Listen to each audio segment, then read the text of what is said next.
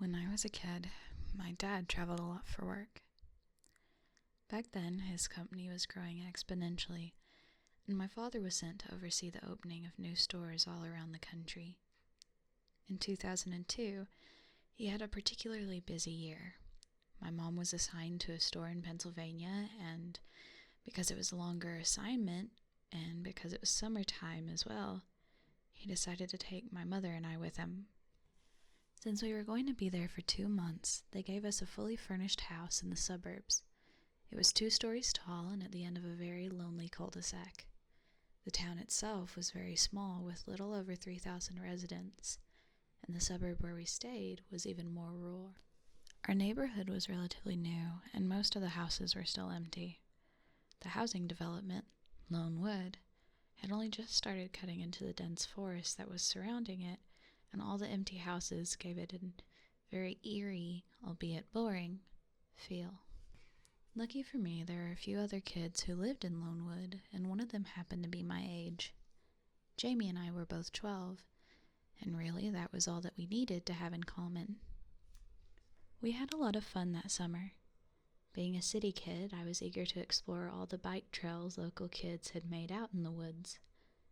The city of Middlesboro was a very old town, which was incorporated sometime in the early 1800s. The town had tons of history, but nothing really to do. One particularly boring Sunday, Jamie and I even went to the town's museum. It was pretty boring, as expected, until we heard some kid ask an employee about the lost town. The employee replied that that was just a legend, but that was enough to pique my curiosity. I quizzed Jamie about it, but he didn't seem to know much either. It was a full 5 weeks into the summer before I finally got my questions answered. Jamie and I were building a bike ramp over a narrow stream late one afternoon when we saw a group of 5 teenagers boisterously heading out into the woods. They were carrying flashlights and beer, several of them trying to scare the girls of the group into turning back. I wonder where they're going, I mused as I glanced over at Jamie. He stood up and wiped his brow. I know where they're going. Where? I stood up and dusted the dirt off my shorts. The novelty of living in a small town had weeks ago given way to boredom, and I jumped on anything that sounded remotely interesting. They're looking for the lost town, he sighed regretfully. Okay, seriously, what is that? I knew you know more than you let on. I need to know, Jamie. I need to know. I shook his shoulders in mock hysteria, and he stumbled for balance. All right, I'll tell you. Jeez, Katie. Jamie picked up his bikes, and he started walking down the bike path. I grabbed mine and followed him. The lost town is just some dumb legend. The stories say that Middlesboro had a sister city nearby somewhere out in these woods. Then one day, like a century and a half ago, the whole town just disappeared. The people left or died. Nobody knows. Nobody even remembers the name of the town. It's like a rite of passage or something for kids to go looking for it. Jamie, we should know. He stopped and turned to look at me. Some kid went looking for it in the 70s and never came back. They found his body like 10 years later in the middle of nowhere. He got lost out there. It's easy to do. Everything looks the same. He was a total idiot, probably on drugs. It was the 70s. We're totally from a different generation. We've got sat-nav. Sat-nav? He looked at me curiously. Jamie had lived in this town his whole life, and sometimes I forget how sheltered he was. Satellite navigation? My dad has a GPS, and he totally wouldn't notice it missing for today. Come on, Jamie. It'd be fun. I'd better get back. Jamie looked at his watch and then mounted his bike. My dad is taking me to a movie tonight. We rode in uncomfortable silence until an idea struck me as we rolled over the abandoned train tracks. They were old and almost buried by plant growth. Hey, I know you don't want to talk about it, but has anyone ever found anything? No, Well, my friend's older brother said he found some human bones out there once, but no one believed him. Oh, and where do people look? Well, almost everybody goes by the lake. He pointed to the left of us where we'd seen the teenagers heading earlier. It's pretty deep back there, but they figure that if there was another town, they would have lived by the lake, so that's where they go. Well, you know what I would do? I would follow the train tracks. I mean, they look pretty old, and I don't know why they would lay them going back into those woods unless there was something back there. So that's where I'd go. Jamie considered this and then nodded. Yeah, I guess I could buy that. No one follows the tracks that way, though. That's where the kid that disappeared went. I wasn't swayed. I didn't bring up the lost town again until 2 weeks later. It was the weekend before we were moving home, and my parents had a barbecue for the employees of my dad's new store and some of our neighbors. Jamie and I hung out inside the house and played my N64 while we flirted pretty outrageously. There had been an unspoken sort of mutual attraction throughout the summer that no one had the guts to act on. Since I was moving home in 5 days, there was really nothing left to lose. Although his intentions were probably pure and genuine, I'm embarrassed to say that mine were not. I thought that if I could make him want to impress me, he would agree to go looking for the lost town. The legend had thoroughly consumed me. I'd been to the local library every morning for the past week, looking for more information on the town, and had found nothing. But legends don't just come from nowhere. I was sure of it. I knew if we didn't leave by 2 p.m., we wouldn't have enough daylight to carry out my plan. I already had a backpack packed with water, a flashlight, a camera, and a can of red spray paint. I figure if we left the tracks, we would need a way to find our way back to them. I thought I was so clever. Nothing in that backpack made a damn bit of difference in the end. I was a fool. I set my controller down and turned to look at Jamie. So, do you want to go out to the woods one last time? I raised my eyebrow at him and smiled. Yeah, he said excitedly as he jumped up off the couch. Then, embarrassed, he cast his eyes down at the floor. Yeah, if you want to, that's cool. Cool. Let's go. I grabbed his hand and ran out the front door, grabbing my strategically placed backpack on the way. Jamie didn't even notice it. He was walking faster than I was. When we had gotten a decent way into the trees, Jamie turned around and looked briefly at my face before casting his eyes to the ground. He rubbed the back of his neck. I've actually, wanted to kiss you all summer. I was stunned to silence, absolutely dumbfounded that Jamie had the guts to say anything like this. I knew I needed to fill the awkward silence left in its wake, so I did the only thing I could think of. I leaned in and kissed him. It was the awkward first kiss of two 12-year-olds, but it made me feel warm and sent a flight of butterflies swirling into my stomach. So I actually really did like Jamie. How about that? I let him go and his face was the same shade of red that I imagined mine was. He quickly changed the subject to how long he'd wanted to ask me out, but he didn't think that I liked him back. We walked for a while carrying on this conversation, him oblivious to his surroundings, me subtly leading the way. I took him stumbling over the tracks to break off his monologue, and he finally noticed the backpack. He looked at me like I'd punched him in the face. You can't be serious. Jamie, I know, but look, this is the last time I'm going to see you in a really long time, and I want to remember today. We'll only be out for 2 hours max. We'll be back before they even realize we're gone.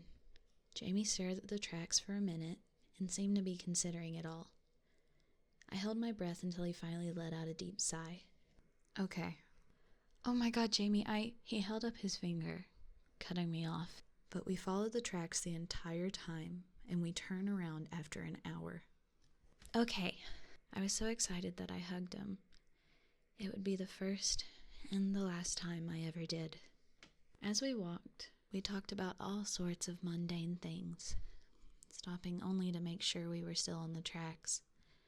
It felt like we had been walking for 45 minutes, but when Jamie checked his watch, it had been 3 hours. That's weird. It hasn't been 3 hours. It says it's 5 o'clock. He trailed off. I swear we left just after 2. It can't be 5, dude. Your watch is busted. I gave him a playful shove. Jamie raised his eyebrow at me and smiled. Even so, we should probably turn around. He wasn't wrong. The sun was setting. The shadows were long and looking around. I wondered if it really was 5 o'clock. But I wasn't ready to give up just yet. As we had been walking, I'd noticed something taking shape off at our right. A large mass, maybe a quarter mile away. It was denser than the area around it, and it seemed to have a clean, man-made lines. Jamie, look! He turned. Yeah, I was hoping you hadn't noticed it. It's a long way off, though. We would never find the tracks again. Yes, we would. Check it out. I triumphantly pulled the spray paint out of my backpack. It's for the trees. He took the can and shook it, then made an experimental X on a nearby tree. Okay, but I get to do the spraying. I didn't argue. The closer we got to the mass, the more it took shape. First, we could tell it was a building. Then we could tell it was a church. By the time we got to the front door, we were looking at a very old and dilapidated chapel. Remembering my camera, I took a picture of the wooden plaque over the door. Whatever had been written on it long ago, worn away. We walked around the church in awe. The building was small, maybe 500 square feet. The windows were, surprisingly, all intact, but were so caked with dirt and grime that we couldn't see anything inside. How do we get in? I asked quietly. I don't know, but we're going to figure it out. Wait until my brother hears about this. I mean, holy shit, look at this place. His excitement was contagious. The front door had a pull handle, but try as we might, we couldn't seem to open the door. Do you think it's locked? I asked as I watched Jamie struggle with it. Yeah, maybe. I mean, it must be. There was a door around back, though. The door at the back was a lot more sympathetic and let us in with relative ease. We were standing in a small room with an old wooden desk attached to a wall. There was a small fireplace, and old portraits hung up all around the tiny office. The people in the pictures were all standing in front of the same maroon background, and were looking down at us disapprovingly. Books were scattered everywhere, most in a language I had never seen before. The floor was covered in dirt, and a pair of old shoes were lying haphazardly in one corner. Whoa, I said in awe. Yeah, whoa. I looked over at Jamie, who had a huge smile on his face. He was holding up a cross and a piece of paper. What is it? I walked over to see. It's a list of names. There's like 60 people on this list. Maybe a town census? Let me see. I pulled my flashlight out of my backpack and shined it on the parchment. Deepwood. Do you think that's the name of the town? All these names are crossed out. All except this one. I pointed to a name at the very bottom. Maybe it was the plague. You think it's a list of the dead? Jamie shrugged. Makes as much sense as anything else. I walked over to the desk and leaned against it. Why do you think they left? I mean, look, there's like a jacket over there or something on that chair, and shoes over there. The town pastor or whatever, he just took off and left everything like this? Or died, said Jamie as he folded the paper and put it into the backpack. Yeah, died. Either way, it must have been creepy as hell to be alone in here. I stared at one of the portraits for several long seconds. The young woman painted there seemed to be staring down at me with a very accusatory look. It made me incredibly uncomfortable. I was so absorbed in the paintings that I didn't even notice the slow creaking from overhead until the ceiling cracked loudly as it started to cave in. I screamed and covered my head, but the next thing I knew I was lying on my back over the threshold of a door, Jamie on top of me protecting his head. Thanks, I mumbled as I gently pushed Jamie off of me. Don't mention it. Jamie climbed to his feet and brushed himself off. I glanced behind him at the office, which was now filled floor to ceiling with decaying debris. Jamie, that's our way out. That's okay. We can unlock the front door now that we're inside, or break one of the windows. If the back office was unsettlingly, the chapel was downright disturbing. Even though the grimy windows allowed very little sunlight in, I could make out 8 rows of pews lining a narrow aisle and a tall podium at the front of the chapel.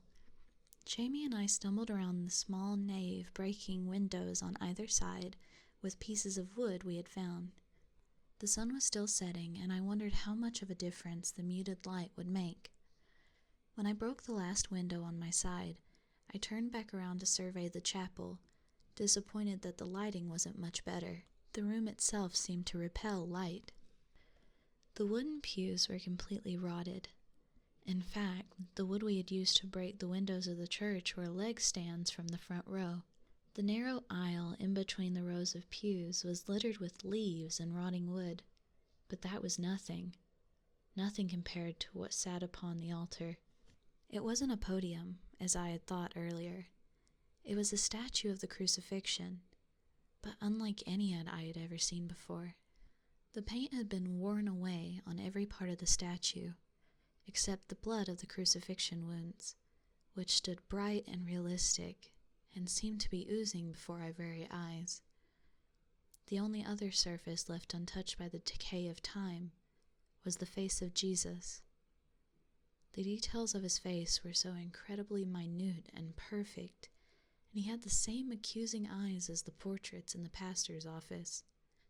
He seemed to be staring directly at me, and I could tell Jamie felt the same, though he was across the room from me. The statue's stare awarded me an edge of panic, and I suddenly realized that we needed to leave. We weren't wanted there. I had that sudden feeling that we were trespassing on some sort of hallowed ground. We had found the church, we had documents proving we had been here, and now it was time to go. I turned to Jamie to tell him, and could immediately tell that he did not share my feelings. He had been born and bred on these legends, and nothing was going to tear him away from our discovery. I watched him walk over to grab the camera out of my bag. He took pictures of everything he deemed interesting, including the crucifixion statue, much to my unease. I gave him several minutes before I said something. Jamie, I think we need to leave, I said in a low voice. Jamie stopped and looked up, seeming to remember that I was there.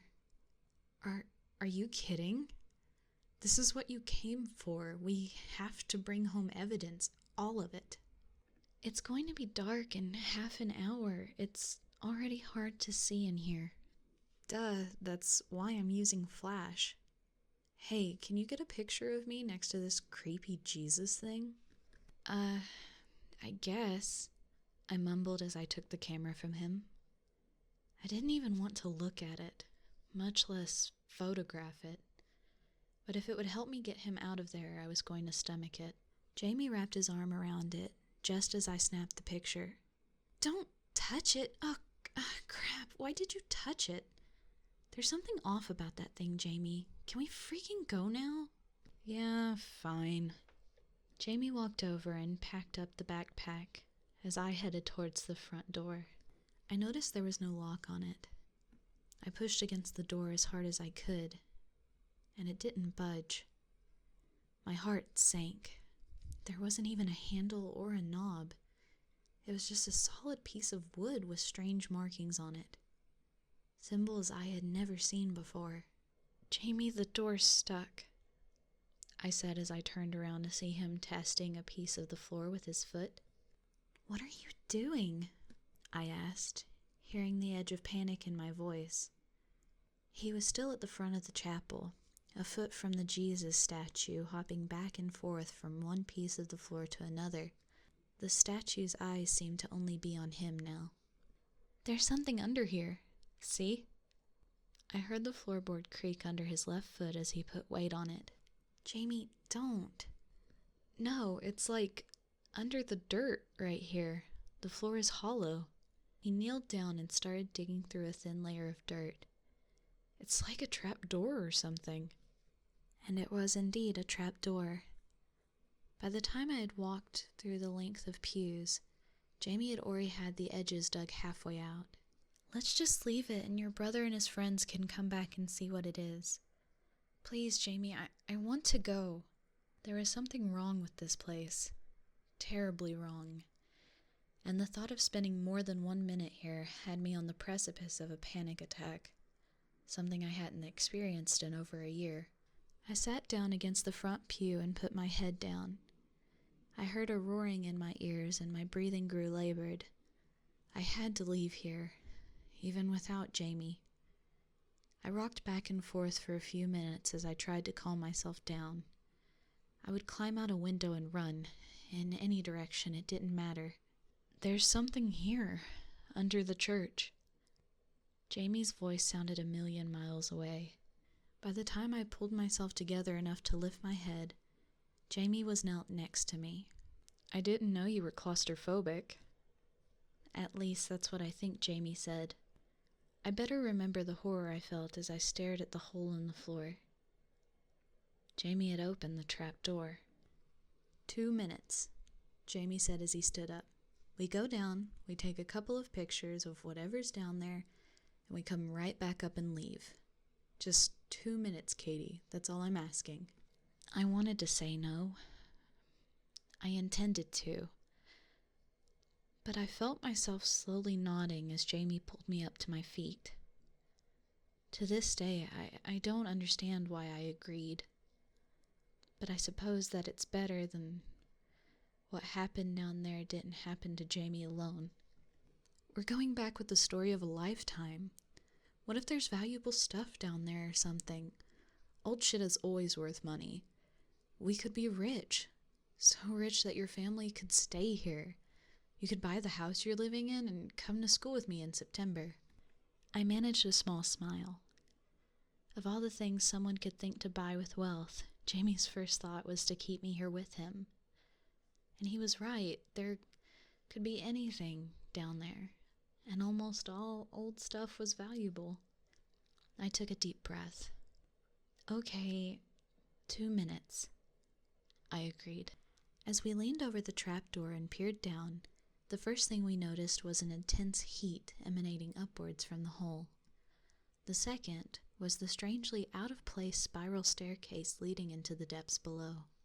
Jamie rolled the flashlight over to me with his foot, and I picked it up as he pulled his lighter out of his pocket. "Ladies first." He smirked at me. I stared at him slack-jawed. "No way. You found this door. You go first. Between the black staircase and the heat, I feel like we're descending directly into hell. I am not going first." I crossed my arms and glared at him to reinforce my point. Jamie simply shrugged and stepped onto the staircase. I took several deep breaths as I watched his head disappear into the darkness below. I almost didn't follow him. I was still deciding when he yelled at me to shine the flashlight down the stairs so he could see. I stared down the stairs after him. They went down much further than I thought, and I became warmer and warmer the farther down we went. When we finally reached the bottom, I was holding back what threatened to be a massive anxiety attack. We were farther beneath the church than I thought we'd be, and it was hot, muggy, and difficult to breathe. Hoping to get this over with as fast as possible, I swung the flashlight around the chamber, hoping to reveal its hidden treasure. What I saw there, I can never describe, though I've tried many times. The room was entirely empty, save 2 things. One was a desk in the corner, much like the one in the pastor's office, and the second was another statue. This one was roughly 12 feet tall, and remains to this day the most terrifying thing I've ever seen. To put it mildly, it was some sort of demon. It towered over us, and as such, I could only see the bottom of its jaw from where I was. I was looking directly ahead of it, at the staircase we had just ascended. Its tail was long and swept around the entire room. There wasn't a lot of room to move. It had claws, like any modern depiction of a demon, and as I moved around the chamber to view its profile, I noticed it had horns as well. Neither Jamie nor I spoke as we shuffled around the room, our backs to the wall as far away from the demon as physically possible. I stepped carefully over the tail as I made my way to its back and came around the other side of the statue. I couldn't take my eyes from it. I couldn't trust it. Yet the statue upstairs seemed to bleed. What could this one do? As I eyed the talons on the gigantic stone feet, Jamie broke the silence. "Can you even believe this shit?" His voice was coming from the other side of the room. I searched the darkness for a weak glow of his lighter and was relieved to see it moving towards me. I turned my flashlight upward to shine it on the side of the demon's head. The horns had to be at least a foot tall. As I brought it down to see where Jamie was, I hit my arm on something hard. "Ow, my head!" Jamie squeaked as my flashlight fell to the ground and rolled under the desk. "God damn it, Jamie," I whispered in a panic. I dropped to my knees and felt under the desk, searching for the flashlight. "What? It's not my fault you cracked me on the head." I stood back up and slung the light around to see Jamie trying to relight his lighter. But it wasn't him that stopped me dead. I will forever be frozen in that moment. I don't know why I couldn't speak, couldn't scream, couldn't move. All I could feel was my own internal descent into madness. As I had moved the beam of light to Jamie's face, I had seen another face right next to his. A twisted, angry, soulless face. The demon's. The statue had bent down and turned to the side, its head mere inches from Jamie's, and it was staring at me. I cannot describe its face, and I'm not sure my mind will ever let me remember it in detail. It shook me to my core, in a literal sense. My body was having dark, violent, visceral reaction to this impossibility. Jamie finally noticed the flashlight shaking in my hand and turned to see what I was looking at. It wasn't until he started screaming that I was shaken from my paralysis. I dropped the flashlight, Jamie dropped everything else, and we ran. We took the stairs 2 and 3 at a time, Jamie pushing me up ahead of him. Halfway up I slipped and we both went tumbling down halfway to the bottom. In that horrible moment we heard the grinding of stone against stone, and we knew that the statue was moving. Jamie screamed, but I was mute, too horrified to make a sound. We got up and kept climbing, never taking our eyes off the small dying light above us, our only salvation now. We were almost to the top when we first heard it on the stairs. It was so large and heavy that the entire staircase shook with the impact. Terrified that the stairs would come crashing down and we would be left alone with it below, we jumped the last 3 steps. Jamie pushed me up out of the opening. He climbed out after me and tried to slam the trapdoor shut, but it was somehow stuck. We could hear a deafening thunder on the staircase as the statue slowly climbed the steps. I helped Jamie try to push the trapdoor closed, and for the last time noticed the symbols on the bottom of the wood, the same as those on the front door. Before I could begin to comprehend this, I noticed the demon first penetrate the shaft of the light on the staircase below. It was coming. Jamie saw it too and pulled me to a standing position while pointing at the front door. We both ran at it as hard as we could, but when we hit it, it didn't budge. We tried again, but it was unsympathetic. "Katie, the windows!"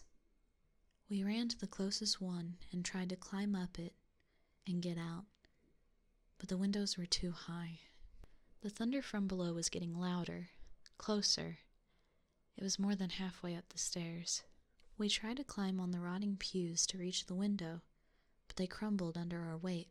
"I'll push you out, give me your foot," Jamie yelled over the sound of the bellowing from below. I shook my head. I wanted to. God, I wanted to. But I couldn't leave him. I couldn't leave Jamie to face that thing alone. We both looked over at the door again. Our only chance was to keep trying to break it down. We stumbled back into the aisle and ran at the front door with everything that we had. I felt it move. We backed up even further and ran at it again. This time the impact knocked me backwards into the aisle, and Jamie barely stayed on his feet. He looked at me in horror, and I turned around to see the stone horns rising up from the darkness of the trap door, 3 feet from where I sat. We were going to die here. I stood up, refusing to turn around again. I knew that the next step it took would bring its head into the room, and the thought of seeing its face again had me running at the door with every last bit of strength I had. Jamie reached it at the same time, and I felt it give way as we crashed through the threshold and landed outside of the church. Jamie had picked me off the ground before I could think to move, and we were running towards the train tracks in an Olympic sprint. We could still hear the thundering on the stairs, and no matter how far we got from the church, every step echoed through the woods like a gunshot, until they stopped. It was here. I had no idea if we had run in the right direction, or if we would forever be lost in those woods. It was now dark outside and the temperature was dropping fast. I was beginning to panic that we would never find the train tracks when I noticed Jamie wasn't next to me anymore. I turned around in a panic to find him sprawled on the ground a few yards behind me. He had tripped over one of the rails. He was up and running down the tracks before I could even ask if he was okay. We ran until we couldn't anymore. Our running eventually slowed to a jog, and the jog to a walk. We hadn't spoken. Neither of us had any idea what to say. And it wasn't until we had both gotten our breath back that one of us had finally broke the silence. "How long have we been on the tracks?" Jamie's voice had an edge of barely suppressed fear. I looked at his wrist and noticed his watch was missing. It didn't take us this long to find that place. Or did it? "Do you think maybe we went the wrong way?" Jamie asked hesitantly. I couldn't afford to think like that. If we had somehow gotten turned around and ran the wrong way down the train tracks, then we were deeper into the woods than ever. "No, we went the right way," I said to convince myself. "That thing," Jamie started. "I thought it was a statue, but maybe it was some crazy, undiscovered giant reptile that was like hibernating, and we woke it up." So we were going to delude ourselves into thinking that there was a scientific explanation for this. I understood why, but I just couldn't accept it. "Yeah," I said slowly. Did you see the weird writing on the front door? It was on the trapdoor, too. Do you think it was keeping it down there? Because, Jamie, all those doors are open now."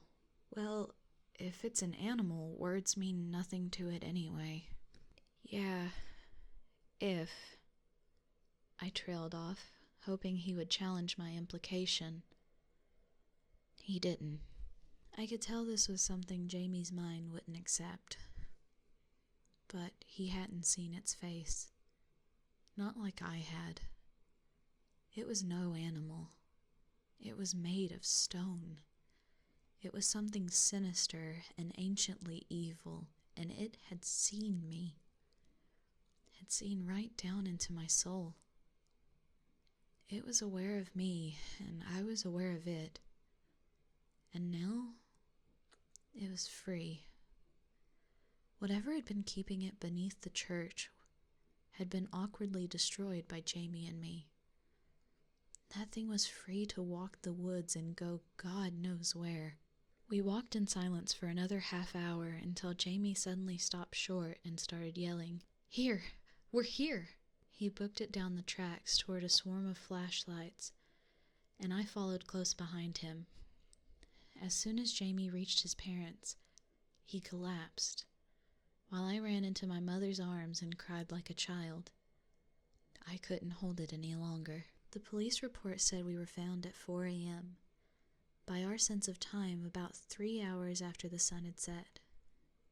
We had spent less than an hour in the chapel, and yet we seemed to have lost 10 hours there. We never told anyone where we had actually been, or that we had found the lost city of Deepwood. We simply said we went for a walk to the lake and got lost in the woods. My family left Middlesboro the following Monday, 2 days ahead of schedule. My father had another store to open, and there was really no reason to wait. Jamie didn't come to say goodbye to me after we left Middlesboro, and I never saw him again. I kept a copy of the police report to remember him. Over the following year, Middlesboro slowly disappeared.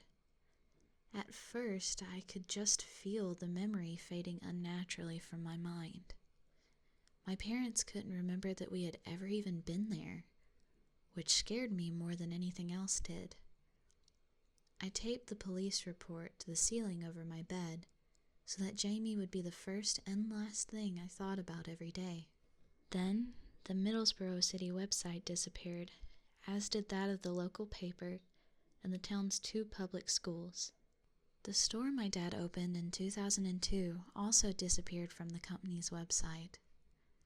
After that, I could never find any mention of Middlesboro anywhere online ever again. Over the years, I searched public records for Jamie's full name and found nothing. I hired someone to illegally search private records, and he came up empty too. In the end, the only proof that Jamie ever existed at all was the police report with his name on it, and then nothing was left. One day, the paper I had taped to my ceiling for so many years was blank. I remember what it was and what it looked like before, but now it's just an old weathered piece of blank paper. All that remains of Middlesboro and the people who lived there are my memories. And this is why I'm writing this story down and uploading it to the internet. Once it's on the internet, it can never die, right? Or perhaps one day it'll just disappear, and you won't remember ever seeing it, and I won't remember ever writing it. And I can only hope that this ended with Middlesboro. If it has moved on to other towns, who would know? Who would even remember? I wish I had answers, but all that I have are questions.